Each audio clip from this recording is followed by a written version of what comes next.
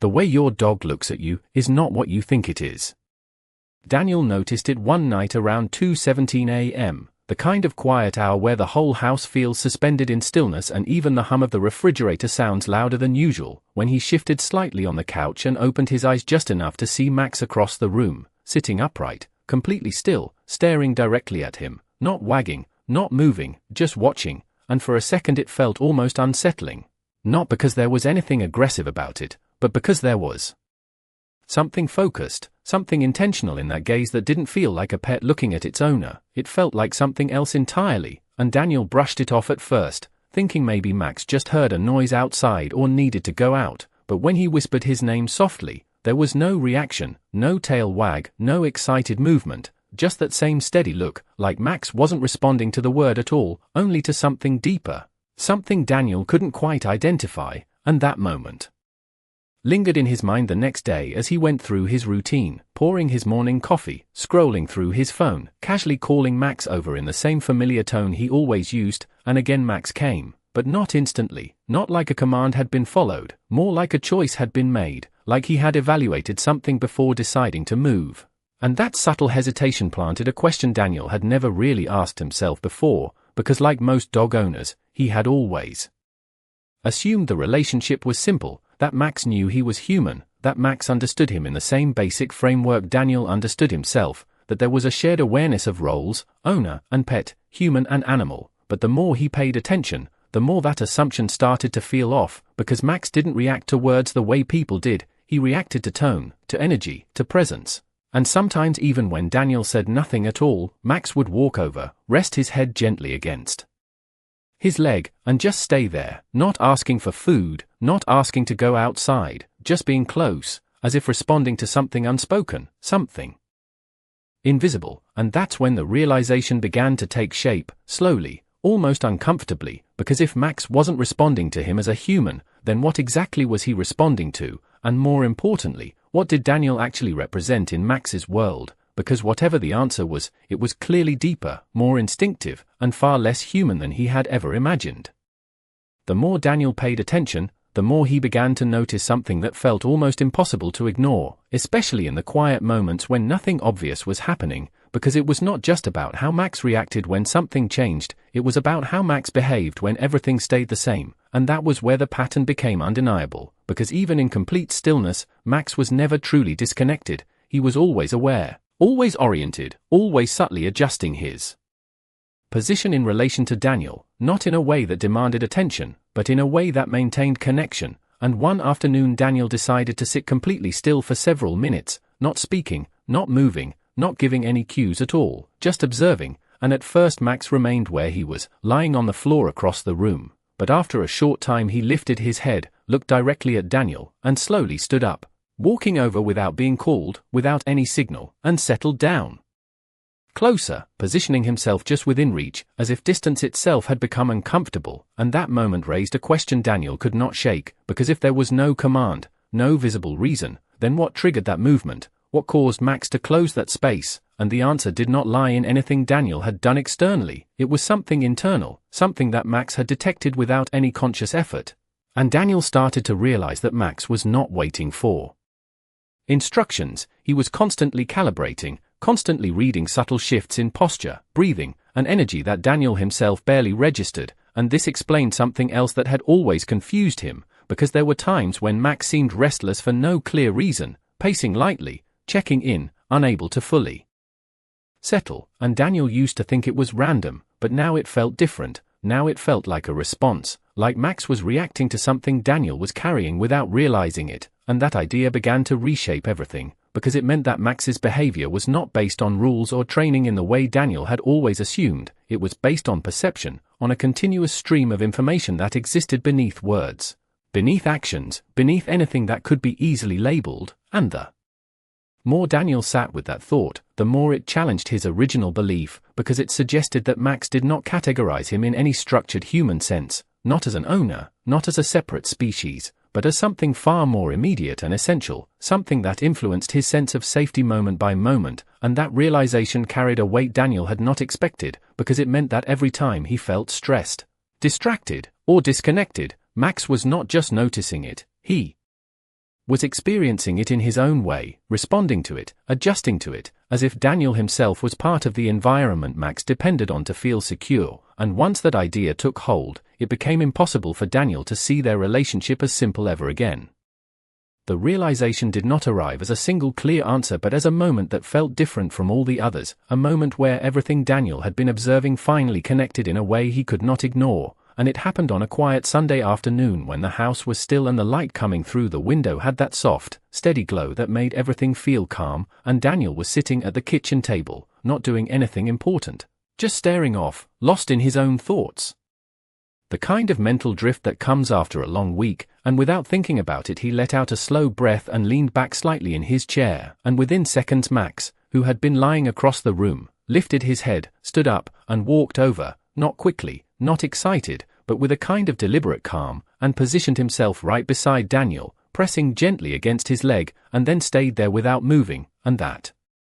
moment felt different because there was no visible trigger, no command, no change in environment, nothing that would explain the behavior in a traditional way, and yet Max had responded as if something important had just happened, and Daniel suddenly understood that something had happened, just not in a way he had ever paid attention to before, because what had changed was not the situation, it was him, it was his internal state. The shift in his breathing, the slight drop in his posture, the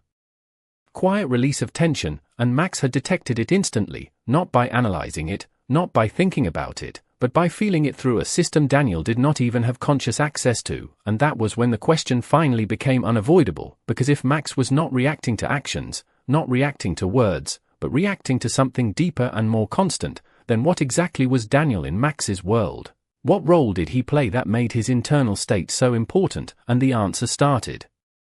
to form in a way that felt both simple and profound, because it suggested that Daniel was not just a person to Max, not just a provider of food or a source of commands, but something far more central, something that defined the emotional environment Max lived in every single day, and that idea carried a weight Daniel had never considered, because it meant that his presence alone, even in silence, was shaping how Max experienced the world, and all at once the small behaviors that once seemed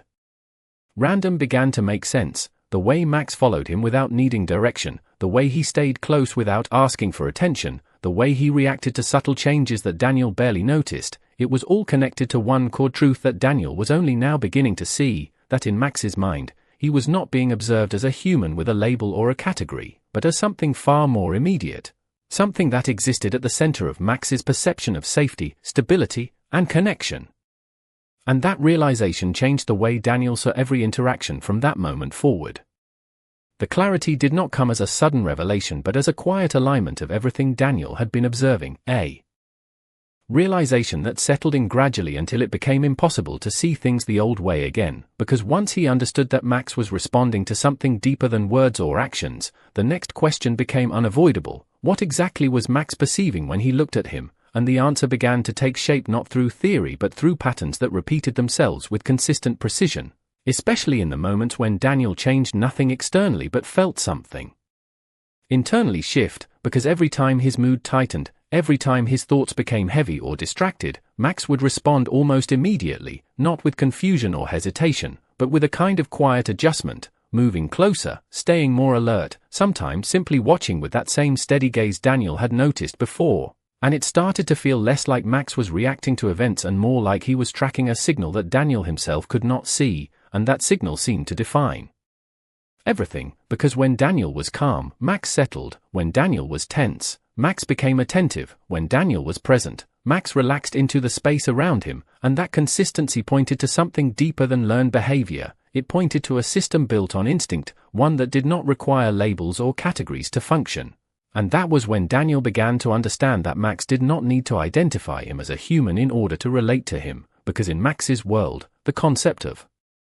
human was not what mattered was function, presence, and emotional reliability, and within that framework Daniel occupied a role that was far more significant than any label could describe, because he was not just part of the environment, he was the center of it, the reference point that Max used to interpret everything else, and that explained why distance mattered so much, why Max would follow without being told, why he would reposition himself even in silence, because proximity was not about control or obedience, it was about maintaining connection to the one constant that defined safety, and this realization shifted something in Daniel that went beyond curiosity, because it forced him to see that every moment of distraction, every careless reaction, every time he dismissed Max's behavior as random, he had been overlooking a system that was far more sensitive and responsive than he had ever given it credit for, and it also revealed something else that felt unexpectedly heavy, because if Max was orienting his entire sense of stability around Daniel, then that meant Daniel's internal state was not just personal, it was shared, it was something Max experienced indirectly but consistently. And that idea reframed everything, because it meant that Max was not looking at him and thinking in human terms, he was not categorizing him or defining him with language, he was experiencing him as something far more immediate, something that existed at the core of his perception of safety and connection, something that shaped his behavior moment by moment without ever needing to be explained. And once Daniel saw that clearly, there was no going back to the simpler version of the relationship he had believed in before. The truth finally settled into place in a way Daniel could no longer question, not because someone explained it to him, but because every small moment with Max now pointed in the same direction, reinforcing the same underlying pattern until it became undeniable, and it changed the way he interpreted even the simplest interactions, because what once looked like obedience now felt like awareness, what once looked like affection now felt like alignment, and what once seemed random now revealed a consistent logic rooted in something far more instinctive than anything Daniel had considered before, and it became clear that Max was not relating to him through labels or categories, not as a human, not as an owner, not as anything that required language to define, but instead through a role that existed entirely within Max's natural framework, a framework built on survival, connection, and emotional stability, and within that framework Daniel was not just another presence, he was the anchor. The central point that everything else adjusted around, and this realization reached its peak one evening when Daniel decided to sit quietly without engaging. Simply observing how Max behaved without any input, and as the minutes passed, nothing dramatic happened, but the subtle details told the entire story, because Max did not disengage, he did not wander off completely, he remained within range, occasionally shifting his position to maintain a line of sight, sometimes resting, sometimes alert, but always oriented toward Daniel in a way that felt intentional rather than habitual. And when Daniel stood up without making a sound, Max reacted instantly, not startled, not confused, but aware, adjusting his posture and moving closer, as if proximity itself was the priority, and that was the moment everything became clear, because it was not about commands, it was not about training, it was not even about affection in the way Daniel had always defined it, it was about a deeper system that did not require explanation. A system where Max perceived Daniel as the constant that defined his environment, the one variable that influenced everything else, and that meant Daniel was not being seen as a human figure with a role to play, he was being experienced as something more immediate, more essential, something that represented safety, stability, and continuity all at once, and this was the part that changed everything, because it meant that Max's loyalty was not based on understanding who Daniel was in human terms, it was based on what Daniel was in Max's world. And that distinction carried a weight Daniel had never considered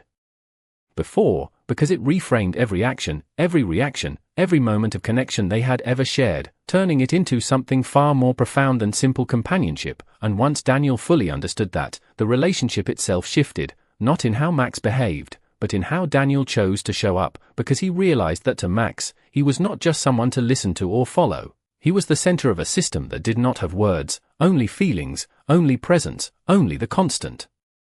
exchange of signals that defined trust at its deepest level, and that was the truth Daniel could no longer ignore, no matter how simple it seemed on the surface. What changed in Daniel after that realization was not immediate, but it was undeniable, because once he understood what he actually represented in Max's world, he could no longer behave the same way without noticing the impact, and it started with something as simple as awareness, the kind of awareness that made him pause before reacting, that made him notice the tone in his own voice, the tension in his own body, the small shifts in his mood that he used to ignore, because now he understood that those things were not invisible, not to Max, and one evening that awareness turned into something much deeper when Daniel came home later than usual, mentally drained, carrying the weight of a long day, and without thinking he moved through the house quickly, dropping his keys, setting his phone down, barely acknowledging anything around him, and Max followed, not in his usual relaxed way, but with a subtle alertness, staying closer than normal, watching more carefully. And Daniel stopped for a moment and realized that nothing had been said. Nothing had happened in a visible way, and yet Max had already adjusted, already responded, as if Daniel had brought something into the room that only Max could fully perceive, and that was when Daniel made a small change. He slowed down, took a breath, softened his posture, and when he turned toward Max, the shift was immediate. Max's body relaxed, his stance softened, and he settled down beside him without hesitation. And that moment felt different because it was the first time Daniel had consciously seen the cause and effect, not through commands or training, but through presence alone, and it became clear that Max was not just reacting to what Daniel did, but to who Daniel was in that moment, to the emotional state he carried, to the signals he gave off without words, and that understanding brought a kind of responsibility Daniel had never considered before, because it meant that every interaction, even the silent ones, were shaping Max's experience of the world, and it also changed the way Daniel interpreted Max's behavior in return, because what once looked like neediness now felt like connection, what once looked like dependence now felt like alignment, and even the moments when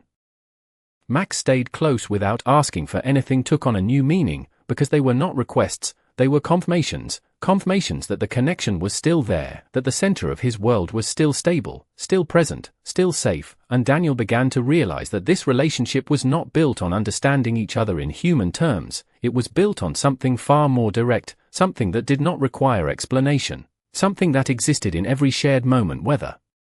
he noticed it or not, and once that awareness took hold, it changed the way he moved, the way he spoke, the way he showed up, not out of obligation, but because he finally understood what it meant to be seen the way Max saw him, not as a human with a role, but as the constant that defined everything around him, and that realization carried a quiet weight that Daniel could feel in every moment they shared from that point forward. By the time Daniel fully accepted what he had come to understand, the relationship no longer felt like something he was trying to figure out, it felt like something he had finally learned how to see, and that shift changed the meaning behind even the smallest moments they shared, because what once seemed ordinary now carried a kind of quiet significance that had always been there but had gone unnoticed. Like the way Max would look at him when he entered the room, not with excitement alone, but with recognition, as if confirming that the center of his world had returned, or the way Max would settle near him without asking for anything, not seeking attention, but maintaining connection, and Daniel began to realize that nothing about those behaviors was random, nothing was casual, every movement, every glance, every subtle adjustment was part of a system that did not rely on words, only on presence, consistency, and emotional clarity, and the deeper he sat with that understanding, the more it revealed something not just about Max, but about himself, because it forced him to confront how often he had been physically present but mentally absent, how often he had moved through the same space without truly showing up in a way Max could feel, and that realization carried a weight that was not heavy in a negative sense, but grounding, because it offered something simple and clear in return, that connection did not require perfection, it required presence, and Max had been demonstrating that all along, responding not to who Daniel thought he was, but to who he actually was in each moment, and that truth reshaped everything. Because it meant that trust was not built through commands or routines alone, it was built through consistency of state. Through the quiet reliability of being someone whose presence felt stable, predictable, and safe, and Daniel began to understand that this was why Max followed him without being told, why he stayed close without needing a reason, why he responded to shifts that Daniel barely noticed, because in Max's world, there was no separation between the person and the environment. Daniel was the environment, the constant reference point that shaped everything else, and once that idea settled fully, it brought with it a kind of clarity that was difficult to put into words but impossible to ignore, because it meant that Max did not need to see him as a human to love him in the deepest way he could, he only needed to recognize him as the one who made his world